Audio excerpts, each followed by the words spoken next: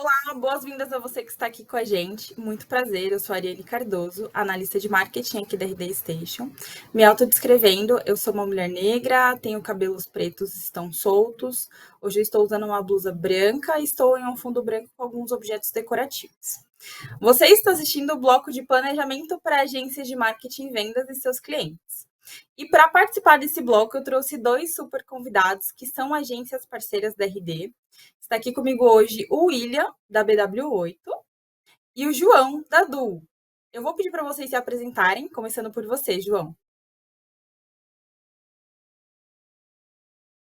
Oi, gente, tudo bem? Primeiro, muito obrigado pelo convite. Meu nome é João Bragnoli, sou um homem branco, cabelos castanhos, olhos castanhos. Estou com uma camiseta preta, num sofá preto, numa sala aqui no ambiente da nossa empresa, né, com o fundo de madeiras ripadas. Então, é um prazer estar aqui conversando com vocês. Vai ser uma honra. Vamos lá. William? Olá, pessoal. Primeiro, queria agradecer também pelo convite. Sou o William Crisóstomo, CEO da BW8. Estou aqui no escritório da BW8, uma janela à minha esquerda, um quadro à minha direita. Sou moreno, cabelo curto, cabelo preto, barba a fazer.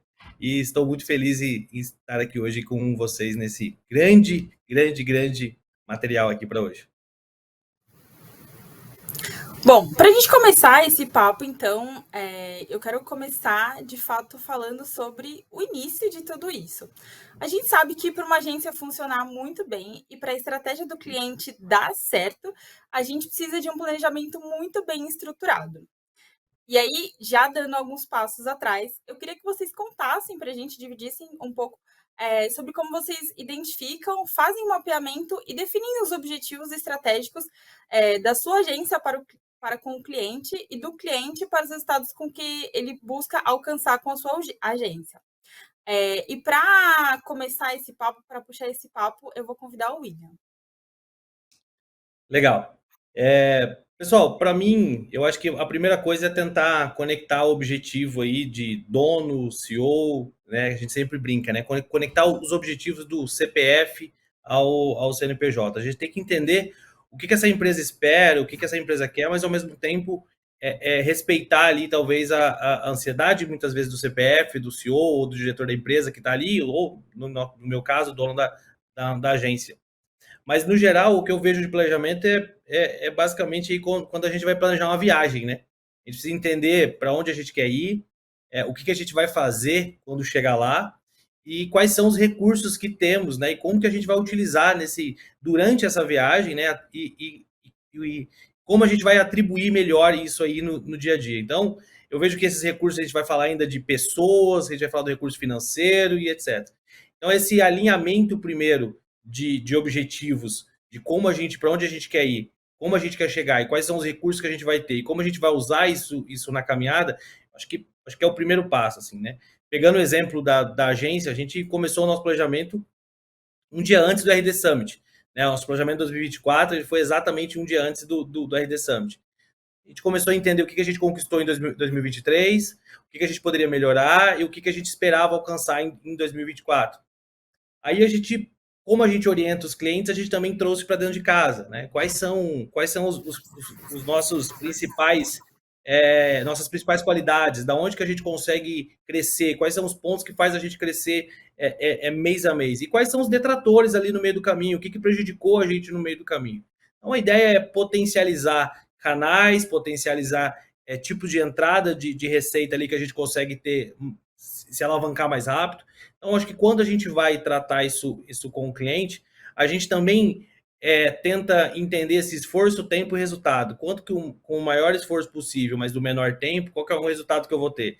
E a gente começa a criar essas equações. Então, basicamente, com o cliente, você vê o cenário dele, ele tem que sair de um ponto A para o ponto B em relação ao faturamento. Estudando o período do último semestre dele, a gente entende que o melhor local, o melhor canal, a melhor estratégia que ele utilizou no ano passado para que a gente consiga fazer essa relação esforço-tempo, vai ser esse canal específico. Então, ele vem para frente do planejamento como principal ponto de estratégia para a gente poder andar. E fecho a resposta ainda falando que o planejamento, para mim, essa primeira estruturação de planejamento, ela nada mais é que várias perguntas. Talvez você não vai ter todas as respostas no primeiro momento, mas você sabe que até o final dessa jornada você vai precisar ter ela respondida. Então, qual o resultado em número que você precisa? Quais são os seus números atuais, os recursos que você pode criar ainda, onde que você pode buscar mais recursos, seja em pessoas ou a parte financeira, né? Quando você chegar lá nesse objetivo que você quer, as pessoas vão estar capacitadas para poder te ajudar a manter essa posição. Então, e por último, entendendo que quando a gente estiver perto ou longe desse resultado, a gente também entender que a gente vai conseguir fazer algumas pausas para poder identificar, ó, isso aqui fez eu alcançar muito mais rápido um número que eu esperava alcançar em 3 meses, fez eu alcançar em um mês. Por quê?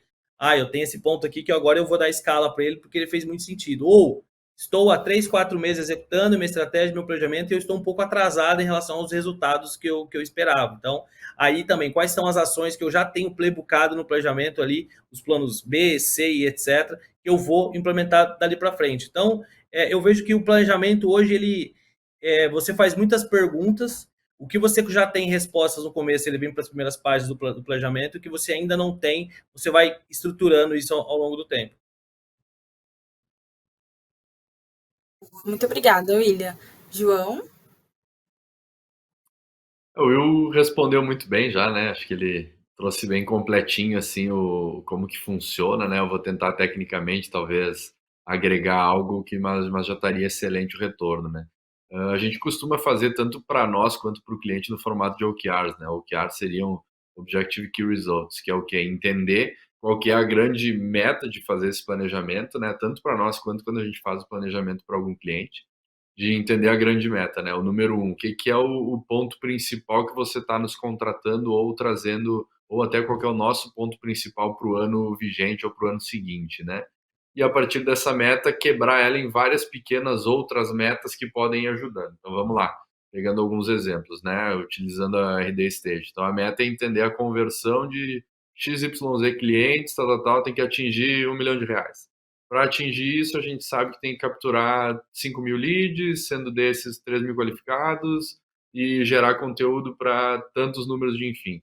Então, ir capturando no planejamento essas pequenas metas e ir quebrando ela em etapas, para que essas etapas, quando uma concluindo, a outra concluindo, mescladas, vá atingindo números superiores e atingindo a meta acima daquela prevista, eu acredito que seja o melhor caminho, tá? Então a gente sempre tenta trazer para que o planejamento ele tenha correlação com os números, antes de qualquer coisa. Eu acho que nenhuma empresa, nenhum negócio funciona sem números, sejam eles métricas de vaidade, métricas de conversão, métricas de valores mesmo, faturamento, enfim, eu acho que tem que ter sempre números vinculados nesses planejamentos.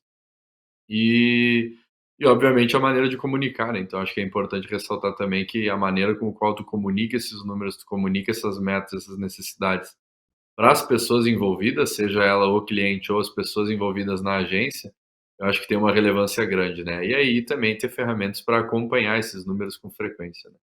Então, acredito que o planejamento bem feito, ele sempre vai ter números, sempre vai ter mensuração, né, de acompanhamento, e também ter esse acompanhamento com uma certa frequência com as pessoas envolvidas. Boa, perfeito, João. Acho que você complementou muito o que o William trouxe. E aí, agora que a gente já falou sobre essa organização da casa, é um momento muito importante da gente falar sobre a execução, a mão na massa. Quando a gente fala de agências, a gente está falando sobre empresas que cuidam de outras empresas de diversos setores, cada um ali com a sua peculiaridade, as suas características únicas. E eu queria que vocês contassem para a gente um pouco sobre quais são as etapas que vocês seguem para que vocês consigam garantir com que as estratégias de marketing e vendas sejam personalizadas e consigam atender cada característica exclusiva de cada setor ou nicho do mercado desses clientes. E para puxar esse papo, eu vou convidar vocês, João. Bacana, bacana. Então, já do que eu trouxe antes, né? Eu acho que esse modelo de OKRs de entender as metas acaba sendo um grande facilitador da compreensão de onde estamos, para onde queremos chegar. E aí, questão de multissegmentos, de atender, por exemplo, mais do que um tipo. Existem agências que são nichadas, né, que acabam trabalhando com o mesmo modelo de clientes, o mesmo modelo de negócio, e tem, entre aspas, uma facilidade de explorar o resultado que tu teve em um e talvez utilizar a mesma estratégia para outro. mas isso também é possível se tu tem um pouco de inteligência envolvida e um pouco de inteligência de mercado nas campanhas para quem trabalha multissegmento, né? Vamos tratar, por exemplo, de uma incorporadora, uma construtora que seja AAA, né, que é os imóveis de mais alto padrão que tem no mercado. Campanhas de atingir esse público costumam ser mais difíceis do que uma campanha de massa, né? Mas também a gente pode aprender fazendo isso para alguma campanha de uma empresa montadora de carros ou enfim que também atende esse público.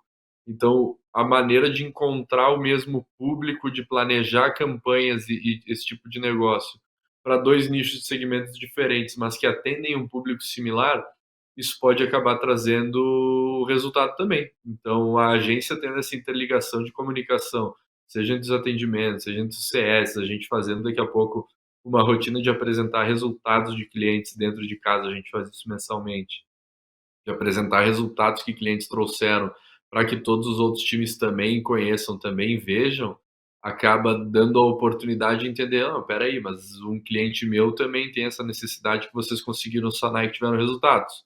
Mesmo não sendo o mesmo nicho, mesmo não sendo segmento, tem a possibilidade de você trazer um pouco daquela campanha, um pouco daquele planejamento para dentro desse cliente A ou cliente B, e fazer com que os resultados sejam similares ou também dê um crescimento nessas metas dele. Então, é possível fazer esse trabalho de execução quando se tem uma comunicação interessante entre os profissionais da agência e, naturalmente, esse conhecimento de quem são os clientes da agência, né?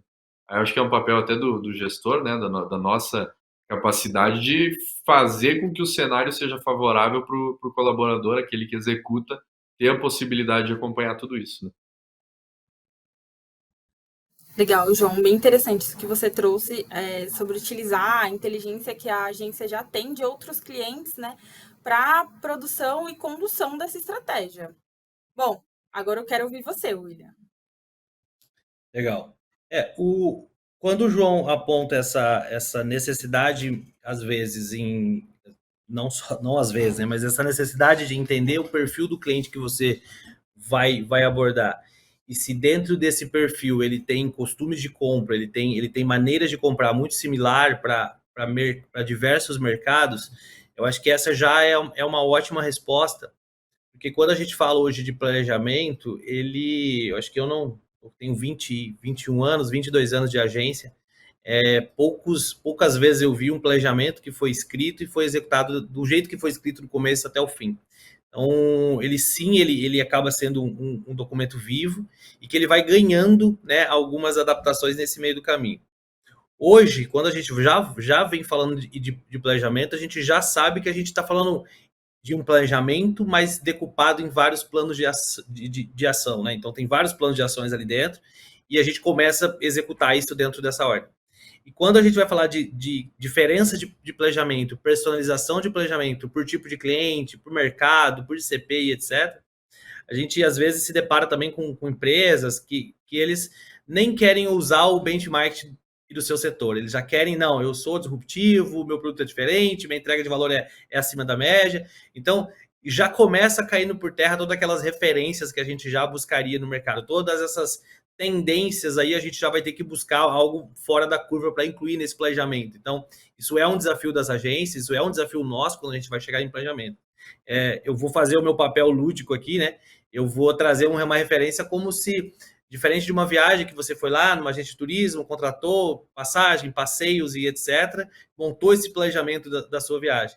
A gente hoje vive mais uma ideia de mochilão, né? Então, eu vou pôr a mochila nas costas e vou começar, eu sei para onde eu ir, eu sei para onde eu quero chegar, mas eu vou curtir essa experiência no meio do caminho. Eu vou adaptando essa viagem aqui no meio do caminho, porque eu tenho objetivos mais curtos, eu tenho uma experiência que eu quero passar ali diferente de uma outra empresa que o cliente já teve. Então, essa habilidade da agência de entender esses momentos, entender quem é a pessoa que está do outro lado, como ela quer viver essa experiência desse planejamento, como que a equipe de marketing dentro dessa empresa quer viver essa experiência, porque muitas vezes o gerente de marketing da empresa ele tem uma outra experiência que ele trouxe do mercado e ele quer adaptar um pouco isso nessa dinâmica. Então, eu acho que se preparar para isso, eu acho que aí está o papel de, eu falo, quem fura a nuvem, né? Eu acho que nós somos empresas aqui que furamos a nuvem. A gente consegue se preparar para se adequar a esses dois tipos de empresa e esses dois tipos de planejamento diferente. A gente tem que se colocar numa posição que a gente consiga jogar esses jogos de maneira diferente. Então, eu vejo que essas adaptações de planejamento, esse mochilão ali, como a gente resolve essa personalização desse mochilão? É contato diário, né? Eu vejo que quando a gente pega um planejamento, a gente acabou de fechar com uma empresa bem grande, um planejamento muito grande, só que vários planos de ações. A gente colocou nas primeiras 2 semanas de entrega, contatos diários com o squad que está operando. Então, fazemos uma reunião todos os dias para saber como que está esse planejamento, como que está a evolução. A partir da segunda semana, reuniões 2 vezes por semana. E a partir da primeira quinzena, 1 vez por semana, para poder ter em um período de 3 meses aí a evolução total desse planejamento que está muito personalizado. Está muito fragmentado em vários planos de ação. Então, assim, a gente consegue ter certeza que essa jornada ela vai ser intensa, mas a gente vai conseguir controlar ela do começo ao fim para ter bons resultados. Então, tem que ter essa habilidade aí também, esse jogo de improviso para poder executar um planejamento quando trata-se de algo bem personalizado e customizado. Legal. É bem interessante que você trouxe, porque a minha próxima pergunta é exatamente sobre isso. A analogia que você fez referente a ser um mochilão, né, traz muitos aspectos referentes a ela, que, no caso, eu queria que vocês contassem para gente como vocês fazem, vocês agências fazem para lidar com as urgências, as emergências, as novas demandas que não foram mapeadas, impossível, claramente, dentro do planejamento inicial que vocês entregam para essas empresas. Eu queria que vocês contassem, para além dos OKRs, dos indicadores, o que vocês olham no dia a dia para entender se o caminho que vocês estão tomando ele é o certo para que vocês consigam entregar exatamente aquilo que foi proposto. E aí, já puxando você, Will, que fez essa analogia e estava no raciocínio aí de que já era um pouco do caminho. Acho que a única certeza é que existirá mudanças, né? Eu acho que você começa um planejamento sabendo isso, que a única certeza que vai mudar. A única certeza é que os prazos vão mudar e que as coisas você vai precisar adaptar no meio do caminho. Então, entendendo que isso sempre vai acontecer, o ponto principal é aprender com as mudanças, fazer das mudanças um playbook de aprendizado. Toda vez que tiver um tipo de mudança, uma urgência, etc., como que a gente traz isso para dentro já como aprendizado em tempo real? Então, essa capacidade de aprender com a mudança e já trazer disso um processo novo, uma trilha que você puxa aqui, um outro squad que você puxa para poder cumprir essa demanda. A gente tem carteiras de clientes aqui, grupos de concessionários, setor automotivo, rede de material de construção com mais de 20 e poucas lojas, franquias e etc. Então, quando você vai para o varejo, né, eu falo que a BW8 aqui ela traz essa experiência em 360, inline, não só pelas modernidades do nome, mas pelo perfil de cliente mesmo, né? A gente está ali na frente, fazendo campanha de varejo, fazendo rua, fazendo material para calçada, mas ao mesmo tempo a gente está no e-commerce sustentando essa campanha quando o cliente sai da loja para poder manter esse planejamento e essa estratégia. Então, o que eu vejo com isso, assim, aprender com os problemas diários, aprender com tudo que está acontecendo, trazer isso em tempo real para a operação, porque esse problema que aconteceu nesse planejamento, ele vai acontecer daqui 15 dias depois de novo, outra vez. Essa quebra de prazo, essa mudança de rota, choveu ou não choveu, produto acabou de estoque, o que eu tenho que mudar? Essa campanha não vendeu muito bem, eu tenho que trocar a home do e-commerce e trocar os produtos de novo, limpar essa minha vitrine e produzir uma peça gráfica novamente. Então,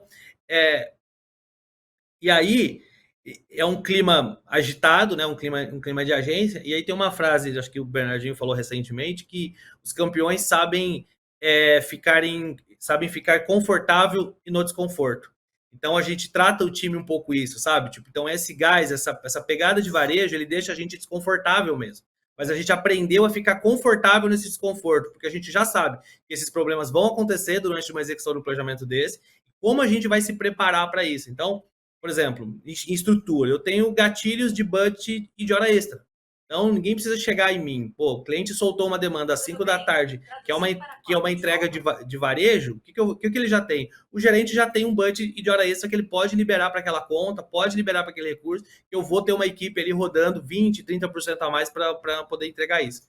Então, outras vezes você vai ter que ter uma equipe um pouquinho maior, né? Você vai ter que ter uma gordura um pouquinho de equipe para poder cumprir essas demandas também. Só que isso já é desenhado no perfil do cliente, já vem quando você faz o planejamento, entende como é esse projeto e quais são as possibilidades de detratores, o que vai acontecer nesse meio do caminho. Então, estruturar essa jornada toda, ela é um desafio, né? Mas isso aí eu concluo falando que, né, eu acho que a gente aqui na BW8 trata esse confortável no desconforto e trata esse desafio, no final do dia falar, eu fiz algo que possivelmente ninguém teria feito, ou eu consegui matar uma urgência, eu consegui virar um transatlântico aqui de uma maneira rápida, consegui dar um cavalinho de pau em um transatlântico que talvez uma outra empresa que não tivesse a nossa equipe, não tivesse esse plano de ação para problemas, não conseguiriam fazer. Então, a gente consegue ficar confortável e feliz, comemorar como um prêmio, comemorar como um case, quando a gente consegue se adaptar muito rápido a uma estratégia de varejo, por exemplo, e trazer resultados aí em tempo real. Bom, obrigada, Will. João, conta pra gente como vocês fazem aí na Du.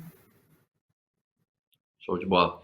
Acho que o Will vai contar comigo que já no fechamento de um projeto a gente já tem uma boa noção se vai acontecer algum deslize de escopo ou não vai acontecer. Me parece sempre muito claro o tipo de empresa que absorve bem uma volumetria, que segue um escopo certinho, que quer que a agência trabalhe dentro daquele escopo, e aquela que meio que vai começar a sair dando ordem, enfim, para fazer coisas diferentes, né? Então isso já é meio sabido já no planejamento, já na intenção de compra e de venda ali com o cliente, tá? Na minha opinião. E não adianta, gente. Todo mundo fala do tal do clima de agência, o Will até citou isso. É realmente um furacão sempre muito por isso, né? Muito por a gente nunca saber exatamente qual é o dia seguinte. Não adianta se programar perfeitamente para fazer X tarefas no dia, porque sempre vai surgir alguma demanda ou alguma situação do próprio mercado ou alguma questão que, sei lá, simplesmente acontece alguma coisa mundo, global, nacional, regional, alguma situação que impacta diretamente no negócio do cliente, ou em algum tipo de campanha que tem que ser feita emergencial, ou alguma situação de faturamento, de budget, de melhoria. Então, enfim, é muito difícil que você consiga pegar um planejamento de 6 meses, de um ano, e concluir ele com maestria dentro da volumetria esperada, né? Então, a preparação para isso tem que ser já no custo do negócio, né? Assim como as indústrias já prevêem no custo dos produtos algumas situações bobas, como possível erro de qualidade, possível outras coisas, a gente tem que prever que com certeza alguns escopos não vão ser seguidos, que o mundo ideal não vai acontecer de simplesmente ter a volumetria esperada acontecendo, fazer tantos posts, tantos e-mails, tantos tráfegos, tanto não sei o que, não sei o que, sei lá, porque cada situação específica de cada cliente e os movimentos de mercado que acontecem sejam eles dos mais variados, climáticos, políticos, enfim, tem muitas coisas que podem acontecer no mercado de forma geral, que impactam e que acabam tendo relevância e às vezes mudanças, né? Tanto na indústria, no comércio, serviço, no entretenimento, na rede hoteleira, enfim, todas as mais variadas segmentos que tem no mercado, né? Então, eu acho que a agência tem que estar já sempre prevendo isso, sabe? Acho que faz parte também, assim como eu falei na pergunta anterior, acho que faz parte nossa como head aqui, não só dos donos, mas também dos gestores, terem uma boa noção e sempre preverem que tem que deixar a equipe confortável e tranquila com essa possibilidade de prazo. E aí o formato que o Will fez ali, a gente tem também de já ter meio que pré-aprovado uma hora extra ali, uma previsão de que pode vir a acontecer alguma coisa para que os gestores mesmos tomem a decisão sem precisar ter uma burocracia para tomar a decisão de se alguém vai fazer uma hora extra ou não vai, né? Então já tem uma previsão, digamos assim, em custo do negócio, de que alguma coisa, eu não vou nem dizer que vai dar errado, acho que a palavra não é dar errado, né? Mas acho que de alguma coisa vai mudar no percurso. E a gente tem que estar pronto, né? Acho que muitas vezes, e talvez o Will concorde comigo de novo nisso, ele já deve ter ouvido muito isso, de que empresas estão deixando agências que não trabalham nesse formato que eu chamo de parceria. Agências que são engessadas de entregar somente aquilo que está no papel, que está assinado no contrato, vão acabar perdendo espaço para aquelas que são um pouco mais maleáveis e que acabam fazendo esse agrado, digamos assim, de atender o cliente na necessidade que ele tiver, sem nem sempre a necessidade de ter que cobrar hora para isso, né? E sim colocar a equipe à disposição para estar fazendo isso, porque o resultado do cliente vai ter um impacto ali no final. Eu acho que esse que é o nosso papel aí como construtor de negócio, né? Boa. João, William, dicas valiosíssimas aqui. Quem está assistindo a gente com certeza já notou várias coisas. E para a gente finalizar, a última pergunta aqui, coisa rápida, mas eu não poderia deixar de falar, não poderia deixar de perguntar para vocês sobre inteligência artificial.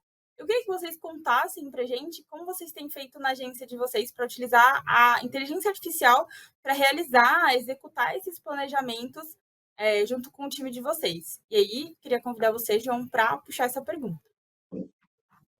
Bacana, Ari.